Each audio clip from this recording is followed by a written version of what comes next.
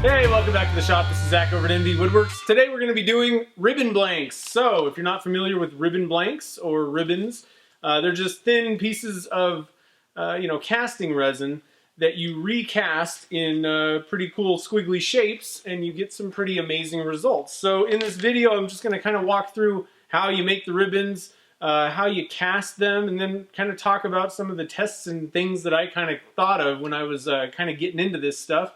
So the possibilities are pretty much endless. So stick around and we'll learn a little bit about ribbons. All right, so when it comes to making the ribbons, this is by far the easiest process you're going to do in casting. You literally just mix it up and dump it out on a flat and non-stick surface. Now, initially my thought was, oh, I'll just use a piece of melamine. I gotta be honest, that's not the greatest way to do it. One of the problems is you can't use stoner when you're doing ribbons and then recasting them, because if they're coated with some sort of a non-stick something, wax or stoner or some silicone or whatever, if you're going to recast it, that side of the ribbons is not going to stick to the rest of the resin, and it's going to be a failed casting. So I would recommend not going with melamine unless you absolutely have no other option, because it just got to the point where it would take me so long to kind of scrape it off. I mean, literally 20-30 minutes. And half the time it would rip, and it was not a good way to do it. So what I opted for is I went and bought a 1/2-inch sheet of HDPE plastic. Now that stands for high density polyethylene, and in layman's terms it just means non-stick plastic. So I think that's actually what cutting boards are made out of. So if you go and buy a plastic cutting board, I'm pretty sure that material is HDPE or something like it, because it's non-stick as well. That would be a good alternative. This, I actually got it from Inventables. They have tons of these different types of plastics and materials for like sign making, and I knew that, so I just went and got this. It's an 18 by 24 inch piece, 1/2 inch, and it cost about, I want to say $25 to $30. I'll put the actual price, I can't remember offhand right now, but I'll put the price up on the screen here. I thought it was pretty reasonable, and it works fabulous. It is absolutely flawless the way it just pops right off when you're done. So that's a good way to do it. You could probably get a thinner one. I probably would have just bought a 1/4 inch thick one of these, but I actually have an idea for this that I'm going to talk about at the end of this video for pouring the ribbons. So anyway, there's lots of ways to do it. Like I said, cutting board, you could use melamine. I even saw a guy on YouTube making it out of polyester resin, making ribbons with that. And he just used literally a picture frame with the glass and then taped around the edge where the frame was and just poured it on the glass. So glass may be a good surface. I'm not certain. I just didn't have any sheets of glass to try it out on. So if you've tried this and glass works with Alumilite or polyester resin, definitely let me know in the comments down below. But there's lots of ways to do it. It's easy. You literally just mix it up and dump it out. There are a couple things that you could do if you're going for dead flat ribbons, and that's what I have planned for this this piece of HDPE. I want to try and get pretty even thickness ribbons. Now, what I started doing was I would actually just use tape when I was using the melamine.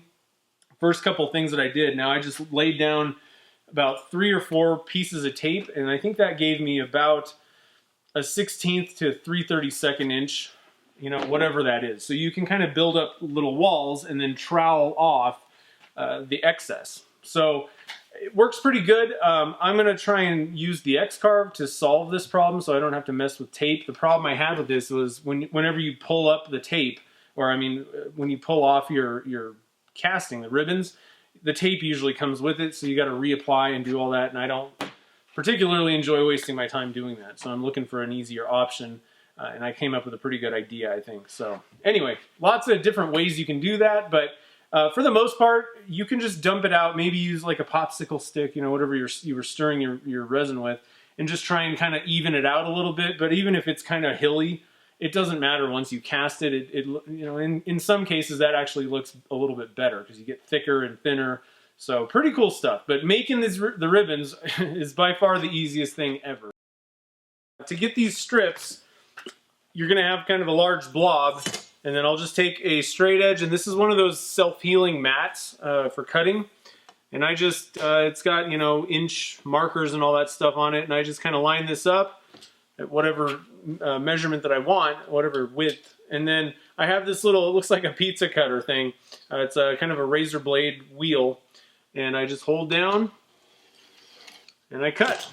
So you can probably use scissors, especially for something this thin, but I find if you want to go for straight, this is by far the easiest method. Now the other way you could do it is grab an X-Acto knife and just run that back, or like a Stanley knife, something like that. So lots of ways to cut it up. That's not a big deal, but I did want to mention and show you what I use. So once you have the ribbons cut out, then it's time to bend them into whatever shape you want, and you can do all kinds of stuff. Now what I do is I actually stick them in the toaster oven for, it depends on the thickness of the ribbon, and it depends on which resin it is, kind of. But it may take, if it's a pretty thin ribbon and it's Alumilite white, it probably like 10 to 15 seconds, and that's all you need to do. And it'll be warm enough you can bend it. When it gets a little bit thicker and the clear resin's a little bit harder, I don't know if it's more resistant to heat, but it might take a little bit longer in the oven. I don't think you need to do it more than a minute for anything, like even for really thick ribbons. You should be pretty good. Once it's warm, now watch out, it'll be hot when you take it out, kind of. But it should be bendable, and you can bend it into whatever shape you want. I just, wrap it back and forth, and then I stick it between a clamp, and it'll just kind of hold that. Once it cools down, it'll be rigid like this.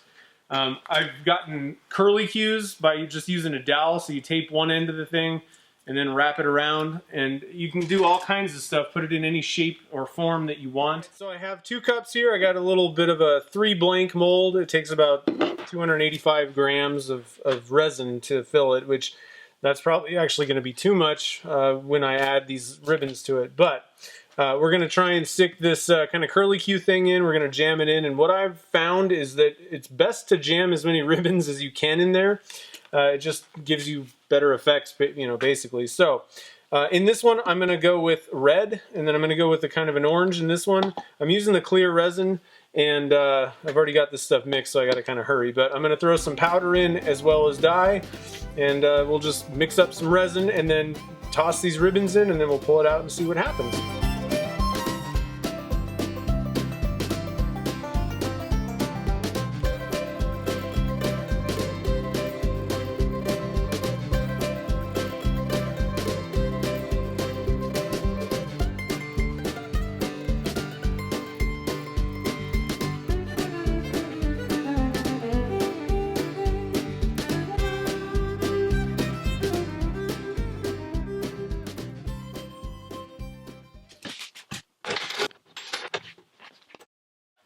Okay, now for this one, I'm going to go with lime green with the clear base again.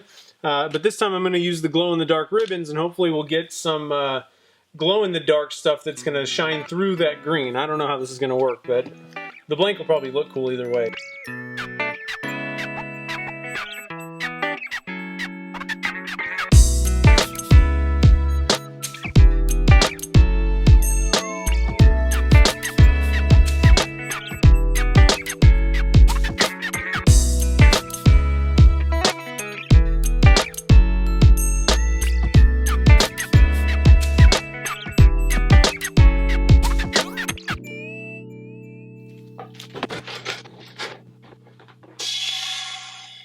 Alright, so I got these things done. They're hardened. I cut them up, and I've actually turned up a couple of them, a sample of each. I didn't make pens or anything out of them. I just kind of stuck the blanks between centers and, put a little bit of a curve on them, polished them up. And, you get some pretty cool swirls and stuff. I'll put some pictures up of these. The green one is kind of interesting. This is the one that I put the glow-in-the-dark ribbons in. You can't really see ribbons. There's nothing coming out. There's no swoopy, swirly stuff. It's kind of blending in with the Pearl X powder. I can't really tell the difference between shimmer from the powder and the ribbon. So if you hold it up to the light, you can kind of see that, but it really doesn't stand out. Now what I want to do, and I haven't done this yet as of right now, the glow-in-the-dark powder stuff, the way they work, you have to charge it in sunlight for some amount of time. I don't really know that much about glow-in-the-dark powder yet, but I do know it needs to charge, and then it will glow in the dark. So I want to charge it, and I want to see what I can kind of see if I can get some pictures of it glowing, but I'm hoping that the ribbons will really kind of glow through this like semi-transparent blank. that will be a kind of an interesting thing. They'll be kind of chameleon, ribbons that glow when it is dark. So pretty cool stuff. I'll throw up again some pictures of all these different things, but there's lots of ways you can do this. Frankly, I don't know that I'm necessarily an expert, and I don't know if I can really tell you the best way to do it. I've found that the more ribbons you can get in there, the better. It's best probably to keep the ribbons flowing. Don't just jam them in there following each other. Try and kind of keep them, flowing around so that there's not like two ends just meeting at one place.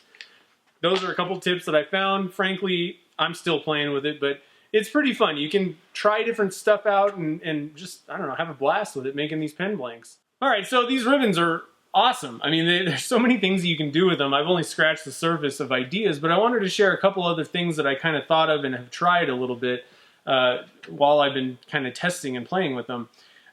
Obviously, I shared the glow in the dark. I think that's a really awesome way to add some really cool interest to a blank. You can get some cool effects, and I'm thinking that thicker ribbons definitely are better, like literally an 1/8 inch at least is probably the best way to do those. But you can get really cool effects. I'm still waiting to kind of test out those green ones and see how well they work, especially when it gets in pens and it's kind of thin. But, bottle stoppers, definitely. You got a pretty big chunk and you can add a lot of ribbons in there or whatever you're doing. Another thing that I did successfully is multi-layered ribbons where it's different colors. A couple of them that I did copper on one side and then black. And, that'll kind of give you different colors running through there. The other one that actually kind of saved my bacon, I had a client that wanted Blackhawks, Chicago Blackhawks, the hockey team blanks. And he wanted the feather colors along with black, white, and red in one casting, and I'm using Alumilite white. And I go, there's no way I'm putting 8 colors in Alumilite white in one casting in an 80-degree shop. There's just no way. I said, but let me try something out. And what I did was I came up with pouring successive layers of ribbons, I guess I should say. And I got the red, green, yellow, and orange in a ribbon, and then what I did was I put it diagonally through the mold standing up, and it looks segmented basically, where it has this kind of stripe running through it with all those colors. Awesome blank, and that actually spurred on the Pink Floyd blank, the album Dark Side of the Moon. It's black and then it has a triangle on there, I guess, or a pyramid, but I didn't add that, but it has like a rainbow colored thing going through it, and everyone that saw the Chicago Blackhawks blanks was like, oh, that is totally Pink Floyd, so I made those blanks. I'm waiting to see what the pen turns out like. Awesome stuff. You can do all kinds of stuff. It's amazing that it allows you to get as many colors as you want in a mold. You pre-make the ribbons, dump them in there, and heck, you could mix 1 or 2 colors up while you're doing it and add the ribbons, and you can place them kind of how you want in the casting. So pretty cool stuff. Now, one other thing that I wanted to share that I thought of, it doesn't exactly have to do with ribbons, but I kind of like being able to control the thickness of them. I like being able to have some thin ones if I want, or some thicker ones. And, I mentioned taping kind of walls and then troweling off using the melamine. I did that before. What I want to do with this HDPE sheet is I want to use the X-Carve. This is going to be the first project I do with it that's going to be on the video. And dish out the majority of this thing, but leave 3 edges, the raised height. That way I can trowel off, pour the stuff in there, trowel it off, and I know exactly how much resin for each pour, and I can get, a dead flat 1/8 inch if that's what I'm going for or whatever. And I can do that on 2 sides of this and have 2 separate things. So that's just one thing that I kind of wanted to incorporate the X-Carve into this because it's perfect. It'll give me exactly what I want. Now you could also do that with a router. That would work just as well. Awesome, awesome stuff. So anyway, these ribbons are pretty cool. I love the idea that, they're so simple to make. Anybody that does casting can make ribbons, obviously. And it allows you to kind of expand what you can do. So I hope this video was fun. I hope it was kind of maybe you got some cool ideas, or maybe you have some new thoughts that I didn't even come up with myself. If you have done ribbon blanks and you have pictures of what you got, definitely send them over. I'll put them up on the weekly update video. If you do ribbons with polyester resin, I'd love to hear from you if you have any tips or tricks, because I don't use that stuff. It and I do not get along. So if you use that and get good results and know how to do these ribbons, definitely leave some comments or you know, if you have a tutorial or whatever, leave that down below in the show notes. But other than that, if you have any comments or questions, you can leave those down below. And again, I'd love to hear from you if you're doing ribbons or if you have any other ideas that I missed. You can email me at zach@nvwoodworks.com. I'm out there on Facebook and Twitter, so yeah, I hope this was pretty fun. I had a great time doing it. I'm still got more to learn, obviously, but yeah, hope it was fun, and I'll see you in the next video.